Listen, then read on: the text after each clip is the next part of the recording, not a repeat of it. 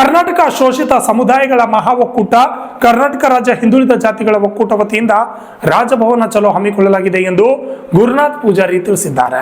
ಕಲಬುರಗಿಯಲ್ಲಿ ಮಾತನಾಡಿದ ಗುರುನಾಥ್ ಪೂಜಾರಿ ಅವರು ಸಿಎಂ ಸಿದ್ದರಾಮಯ್ಯ ಅವರ ತೇಜೋವಧಿ ಖಂಡಿಸಿ ರಾಜ್ಯ ಕಾಂಗ್ರೆಸ್ ಸರ್ಕಾರವನ್ನು ಅಸ್ಥಿರಗೊಳಿಸುತ್ತಿರುವ ಬಿಜೆಪಿ ಜೆಡಿಎಸ್ ತಂತ್ರಗಳನ್ನು ವಿರೋಧಿಸಿ 27ನೇ ಆಗಸ್ಟ್ ಬೆಳಗ್ಗೆ 11 ಗಂಟೆಗೆ ಬೆಂಗಳೂರಿನ ಸ್ವತಂತ್ರ ಉದ್ಯಾನವನದಲ್ಲಿ ಬೃಹತ್ ಪ್ರತಿಭಟನೆಯನ್ನ ಮಾಡಲಾಗುವುದು ಎಂದು ತಿಳಿಸಿದರು.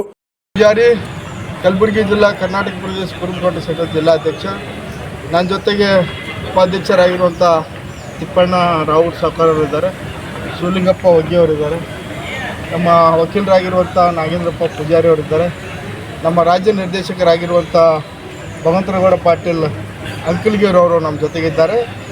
ಇವತ್ತು ಪತ್ರಿಕಾಗೋಷ್ಠಿ ಕರೆದಿರುವಂಥ ಮುಖ್ಯ ಉದ್ದೇಶ ಅಂತಂದರೆ ದಿನಾಂಕ 27/8/2024 ದಿನಾಂಕ 27/8/2024 ಕರ್ನಾಟಕ ಶೋಷಿತ ಸಮುದಾಯಗಳ ಮಹಾ ಒಕ್ಕೂಟ ಮತ್ತು ಕರ್ನಾಟಕ ರಾಜ್ಯ ಹಿಂದುಳಿದ ಜಾತಿಗಳ ಒಕ್ಕೂಟ ಇವೆರಡೂ ಸಂಸ್ಥೆಗಳಿಂದ ಬೆಂಗಳೂರಿನಲ್ಲಿ ಸ್ವತಂತ್ರ ಉದ್ಯಾನವನದಿಂದ 27/8/2024 ಬೆಂಗಳೂರಿನ ಸ್ವತಂತ್ರ ಉದ್ಯಾನವನದಿಂದ ಕಾಲ್ನಡಿಗೆ ಮುಖಾಂತರ ರಾಜಭವನ ಮುತ್ತಿಗೆ ಅಂತಕ್ಕಂಥ ಕಾರ್ಯಕ್ರಮ ಇದೆ.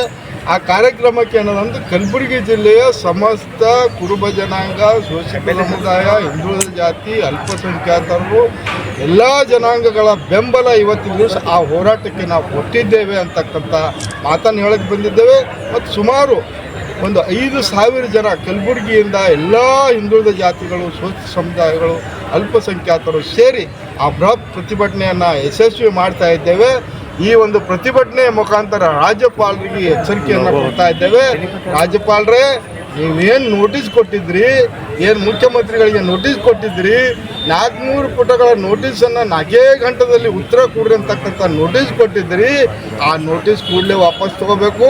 ಒಂದು ವೇಳೆ ನೀವು ವಾಪಸ್ ತಗೋಲಿಲ್ಲ ಅಂತಂದರೆ ಈ ಬಾರಿ ರಾಜಭವನ ಮುತ್ತಿಗೆ, ಮುಂದಿನ ಬಾರಿ ರಾಜ್ಯಪಾಲ ಹಟಾವ್ ಕರ್ನಾಟಕ ಬಚಾವ್ ಅಂತಕ್ಕಂಥ ಆಂದೋಲನವನ್ನು ಮಾಡಬೇಕಾಗಿತ್ತು. ಅದಕ್ಕೆ ಮೂಲ ಕಾರಣ ನೀವೇ ಆಗ್ತೀರಿ ಅಂತಕ್ಕಂಥದ್ದು. ನಿಮ್ಮ ತಲೆಯಲ್ಲಿ ಸಂವಿಧಾನ ಇರಬೇಕೇ ವಿನಃ, ನಿಮ್ಮ ತಲೆಯಲ್ಲಿ ಕಾನೂನು ಇರಬೇಕೇ ವಿನಃ, ನಿಮ್ಮ ತಲೆಯಲ್ಲಿ BJP ಇರಬಾರ್ದು, ನಿಮ್ಮ ತಲೆಯಲ್ಲಿ JDS ಇರಬಾರ್ದು, ನಿಮ್ಮ ತಲೆಯಲ್ಲಿ RSS ಇರಬಾರ್ದು. ಈ ಪಾರ್ಸಲಿಟಿ ಮಾಡುವುದ್ರ ಮುಖಾಂತರ ಕರ್ನಾಟಕದ ಬಡ ಜನರ, ಕರ್ನಾಟಕದ ನಿರ್ಗತಿಕ ಜನರ ಪ್ರತಿನಿಧಿ ಆಗಿರುವಂಥ ಸಿದ್ದರಾಮಯ್ಯನವರಿಗೆ ಅವಮಾನ ಅಲ್ಲ. ಇದು ಶೋಷಿತ ಸಮುದಾಯ, ಹಿಂದುಳಿದ ಸಮುದಾಯ, ಅಲ್ಪಸಂಖ್ಯಾತರ ಸಮುದಾಯ, ಇಡೀ ಕರ್ನಾಟಕದ ಕನ್ನಡಿಗರಿಗೆ ಮಾಡ್ತಕ್ಕಂಥ ಅವಮಾನ. ಈ ಅವಮಾನವನ್ನು ನಾವು ಸಹಿಸ್ಕೊಳ್ಳಲ್ಲ. ದಯವಿಟ್ಟು ಬಲಿಯನ್ನು ಕಾನೂನುಬದ್ಧವಾಗಿ ಯಾರು ಈ ರಾಜ್ಯದ ಮಾಜಿ ಮುಖ್ಯಮಂತ್ರಿ ಮಾನ್ಯ HD ಕುಮಾರಸ್ವಾಮಿ ಅವರು, ನಿರಾಣಿ ಅವರು, ಶಶಿಕಲಾ ಜೊಲ್ಲೆ ಅವರು, ಇಡೀ ರಾಜ್ಯದಲ್ಲಿ ಊಟಿ ಮಾಡಿರುವಂಥ ರೆಡ್ಡಿ ಅವರು, ಅಂಥವ್ರಿಗೆ ಪ್ರಾಸಿಕ್ಯೂಷನ್ ಕೂಡಿ ಅಂತ ಹೇಳಿಸಿ 4-5 ತಿಂಗಳು 6 ತಿಂಗಳು 1 ವರ್ಷ ಆಯ್ತು ನಿಮ್ಮಲ್ಲಿ ಅಪ್ಲಿಕೇಶನ್ ಬಂದಿವೆ. ಇವರು ಆರೋಪಿಗಳು ಅದಾರಂತ ತನಿಖಾ ಸಂಸ್ಥೆಯಿಂದ ಕೊಟ್ಟಿದ್ದಾರೆ. ಅವರನ್ನು ಬಿಟ್ಟು ಬಡವರ ಪರವಾಗಿ, ಹಿಂದುಳಿದರ ಪರವಾಗಿ, ದೀನದಲಿತರ ಪರವಾಗಿ, ಶೋಷಿತರ ಪರವಾಗಿ ಹಗಲಿರುಳು ಚಿಂತನೆ ಮಾಡ್ತಕ್ಕಂಥ ಮಾನ್ಯ ಮುಖ್ಯಮಂತ್ರಿಗಳಿಗೆ 4 ಗಂಟೆದಾಗ ಕೊಡ್ತೀರಿ, ಅವ್ರಿಗೆ ನೀವು ನೋಟಿಸೇ ಕೊಡಲ್ಲ ಅಂತಕ್ಕಂಥದ್ದು ಖಂಡನೆ. ಇದು ಕೂಡಲೇ ಏನದಂದ್ರೆ ವಾಪಸ್ ತಗೋಬೇಕು ಅಂತಕ್ಕಂಥ ಆಗ್ರಹಕ್ಕೆ ಏನದಂದ್ರೆ ಕಲಬುರಗಿ ಜಿಲ್ಲೆ ಆಗ್ರಹದೇನು ಪ್ರತಿಭಟನೆ ಮಾಡ್ತಾ ಇದ್ದೇವೆ.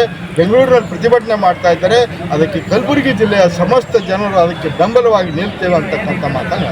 ಸರ್, ಈಗ ಪ್ರಾಸಿಕ್ಯೂಷನ್ ಕೇಸ್ ಅಷ್ಟೊಂದು ಜನ ತಲೆಯಲ್ಲಿ ಸಂವಿಧಾನ ಇಲ್ಲ, ರಾಜ್ಯಪಾಲರ ತಲೆಯಲ್ಲಿ ಕಾನೂನಿಲ್ಲ, ರಾಜ್ಯಪಾಲರ ತಲೆಯಲ್ಲಿ ಅಂಬೇಡ್ಕರ್ರ ವಿಚಾರಗಳಿಲ್ಲ, ರಾಜ್ಯಪಾಲರ ತಲೆಯಲ್ಲಿ ಮನುವಾದಿ ಇದೆ, ರಾಜ್ಯಪಾಲರ ತಲೆಯಲ್ಲಿ ಮನುವಾದಿ ತಾರತಮ್ಯ, ಜಾತಿ ನಡವಳಿಕೆ ಇವತ್ತಿನ ದಿವಸ ಬಡತನದಲ್ಲಿ ಹುಟ್ಟಿ ಬೆಂದು ಬಳಲಿ ಮಾನ್ಯ ಮುಖ್ಯಮಂತ್ರಿಗಳು ಬಡವರಿಗೆ ಅನುಕೂಲ ಕೊಡ್ತಾ ಇದ್ದಾರಲ್ಲ, ಇದು ಮುಂದುವರೆದ ಜನಾಂಗಕ್ಕೆ ಸಹಿಸ್ಲಿಕ್ಕೆ ಸಾಧ್ಯನೇ ಇಲ್ಲ.